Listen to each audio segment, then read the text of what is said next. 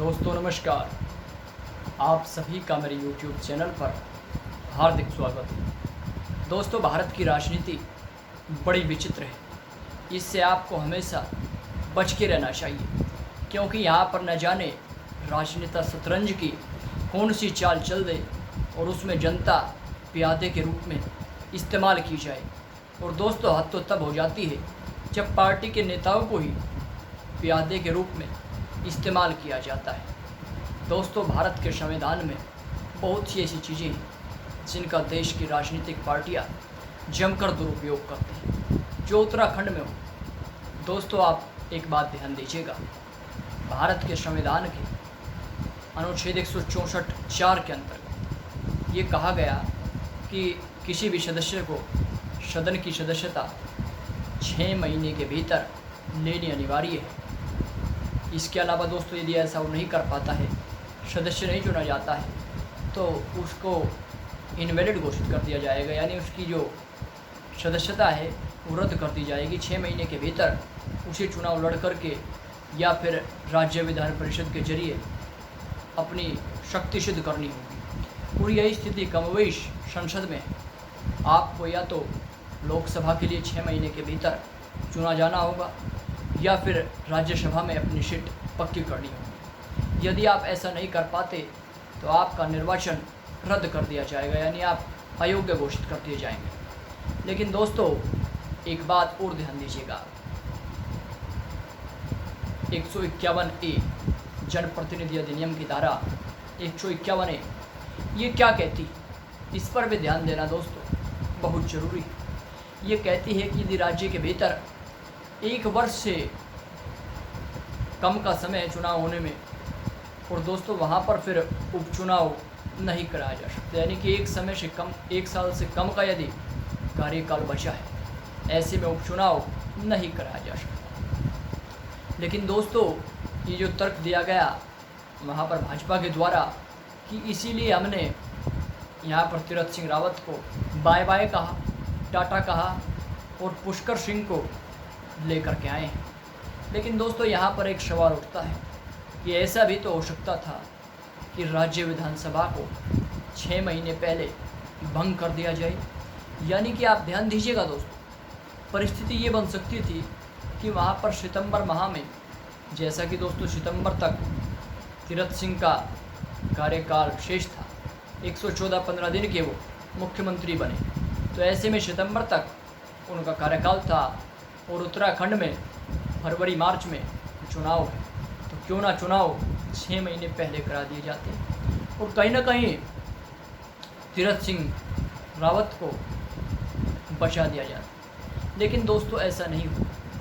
अब दोस्तों, कुछ लोग इसको बंगाल के घटनाक्रम से भी जोड़ करके देख रहे हैं। आप सभी जानते हैं कि ममता बनर्जी ने शुभेंदु अधिकारी को टक्कर दी नंदीग्राम से, लेकिन वहाँ से वो मैदान फतेह नहीं कर पाई। तो ऐसे में उन्हीं की पार्टी के कृषि मंत्री शोभन चटर्जी ने भवानीपुर सीट ममता बनर्जी के लिए छोड़ दी। लेकिन दोस्तों, कुछ लोग ये कह रहे हैं कि यदि ममता बनर्जी चुनाव 6 महीने से पहले उपचुनाव करा करके दोबारा से सदस्य नहीं बनती है विधानसभा की, तो कहीं ना कहीं उन पर भी ये तलवार लटक सकती है इस्तीफे की। लेकिन दोस्तों, यहाँ पर ध्यान देने की बात ये है कि उत्तराखंड और बंगाल की परिस्थिति कमोवेश अलग अलग है। संविधान विशेषज्ञ सुभाष कश्यप भी इस बात को कहते हुए सुने जा रहे हैं कि कहीं ना कहीं दोनों परिस्थितियों में काफ़ी अंतर है, क्योंकि बंगाल विधानसभा का कार्यकाल अभी 5 साल पूरा बचा हुआ है लगभग। लेकिन दोस्तों, उत्तराखंड में स्थिति वो नहीं, तो ऐसे में वहाँ पर ऐसी कोई दिक्कत नहीं है कि उपचुनाव नहीं कराया जाए। लेकिन दोस्तों, एक परिस्थिति और सामने आती है कि चुनाव आयोग ने सभी जगह इस वक्त में चुनाव स्थगित किए हुए हैं। ऐसा भी किया जा सकता है कि बंगाल के भीतर चुनाव कराने की मनाही कर दी जाए, लेकिन ये राजनीतिक विरोध का एक हिस्सा होगा, क्योंकि दोस्तों, देश के भीतर चुनावी प्रचार उस वक्त में भी चला जब देश कोरोना संक्रमण की मार झेल रहा था। भयंकर संक्रमण देश के भीतर फैला हुआ था। अब तो तथाकथित संक्रमण की कमी देखने को मिल रही है, जैसा कि सरकारी आंकड़े बता रहे हैं। हालांकि वास्तविकता तो इससे कोसों दूर है। तो दोस्तों, स्थिति यहाँ पर ये समीकरण सामने ये आता है कि कहीं ना कहीं तीरथ सिंह रावत के साथ एक खेल किया है, और उस भयंकर खेल में, उस चक्रव्यूह में इस तरीके से खुद को फंसते हुए वहाँ पर तीरथ सिंह रावत ने पाया कि उस सियासी चक्रव्यूह से वो अपनी गद्दी को बचा नहीं पाए। दोस्तों, कहीं ना कहीं भाजपा का जो राष्ट्रीय नेतृत्व था उसको ये लगा कि कहीं ना कहीं तीरथ सिंह रावत के नेतृत्व में चुनाव लड़ना उनके लिए सही नहीं है। तो ऐसे में क्यों ना ये बहाना बना दिया जाए कि संवैधानिक संकट वहाँ पर खड़ा हम नहीं करना चाहते। यही तो भारत के राजनेताओं की दोस्तों खूबसूरती है कि वो सच को झूठ और झूठ को सच इतनी सुंदरता के साथ बनाते हैं कि आपको वास्तव में ये लगेगा कि जो देश के नेता कह रहे हैं उसके अतिरिक्त तो कुछ सच हो ही नहीं सकता। दोस्तों, इसी खूबसूरती ने तो भारत के सौंदर्य में और भारत के तथाकथित विकास में चार चांद लगा दी है, क्योंकि नेता इतनी खूबसूरत बल्लेबाजी करते हैं कि उस पर अच्छे अच्छे राजनीति के धुरंधर, अच्छे अच्छे समाज सेवी क्लीन बोल्ड हो जाते हैं। भारत के राजनेताओं की दोस्तों मैं बात करता हूँ, अंतर्राष्ट्रीय स्तर का भी कोई ऐसा राजनेता नहीं होगा जो भारत की तरह अपनी आवश्यकता अनुसार चीज़ों को तोड़ मरोड़ सके। दोस्तों, यही खूबसूरती है इस संविधान की और इस राजनीति की। दोस्तों, आप एक बात पर ध्यान दीजिएगा, पिछले एक महीने से तीरथ सिंह रावत का और गृह मंत्री का मेल मिलाप अमित शाह का लगातार जारी था। एक महीने पहले भी कहने को तो उत्तराखंड के मुख्यमंत्री दिल्ली में थे और बात ये थी कि कोरोना संक्रमण को लेकर के अमित शाह को स्थिति से अवगत कराया, उत्तराखंड की स्थिति से अवगत कराया। लेकिन दोस्तों, कहीं ना कहीं सियासी पिच वहीं पर तैयार हो गई थी, एक टर्निंग पिच तैयार कर दी गई थी। उस घूमती हुई गुगली पर क्लीन बोल्ड तीरथ सिंह रावत हो गई। कहीं ना कहीं अमित शाह की गेंद को वो संभाल नहीं पाए। दोस्तों, स्थिति यही है और इसी वजह से दोस्तों ये पूरा घटनाक्रम एक सियासी घटनाक्रम है। दोस्तों, दरअसल मैं आपको बताना चाहूँगा कि तीरथ सिंह रावत और उनके बयान हमेशा सुर्खियों में रहे। उन्होंने ये तक कहा कि महिलाओं को कपड़े, जीन्स वगैरह नहीं पहननी चाहिए।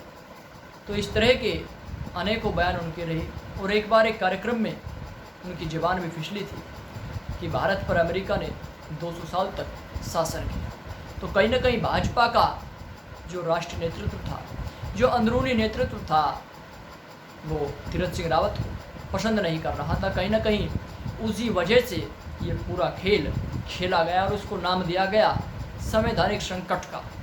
अब दोस्तों, जो व्यक्ति इस वक्त में मुख्यमंत्री की शपथ लेंगे वो कौन है, उनके बारे में भी जान लेना आप सभी के लिए अनिवार्य है। वो व्यक्ति है आरएसएस के करीबी, वो व्यक्ति है एक सैन्य कर्मी के पुत्र जो 1990 से अखिल भारतीय विद्यार्थी परिषद से जुड़े रहे, यानी कि एक संघ के कार्यकर्ता रहे और अखिल भारतीय विद्यार्थी परिषद के भी कर्मठ कार्यकर्ता के रूप में इन्होंने कार्य किया। तो कहीं ना कहीं संघ को एक ऐसे नेता की जरूरत थी, एक ऐसे व्यक्ति की आवश्यकता थी जो उनका पिट्ठू बन करके और एक उनके नेतृत्व के अनुसार, जो राष्ट्रीय नेतृत्व आज्ञा दे उसके अनुसार काम कर सके। और कहीं ना कहीं उत्तराखंड के जनता के मन मस्तिष्क में ये छवि विराजमान करा दी जाए कि भाजपा ही उनके हित की पार्टी है। कहीं ना कहीं इस संवैधानिक संकट के जरिए बेचारे तीरथ सिंह रावत तो बेमौत ही मारे गए। भारत के अनेक राज्यों में आए दिन इस तरह का घटनाक्रम देखने को मिलता है। ये वास्तव में अत्यंत दुर्भाग्यपूर्ण है, अत्यंत दुखद घटना है। दोस्तों, पंजाब में भी इसी तरह का नाटक चल रहा है, जहां पर नवजोत सिंह सिद्धू है तो दूसरी तरफ कैप्टन अमरिंदर है।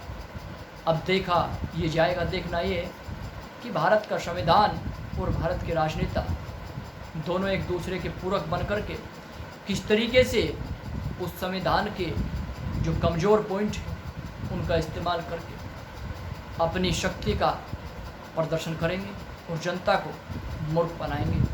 दोस्तों नमस्कार। उत्तराखंड को एक और मुख्यमंत्री मुबारक।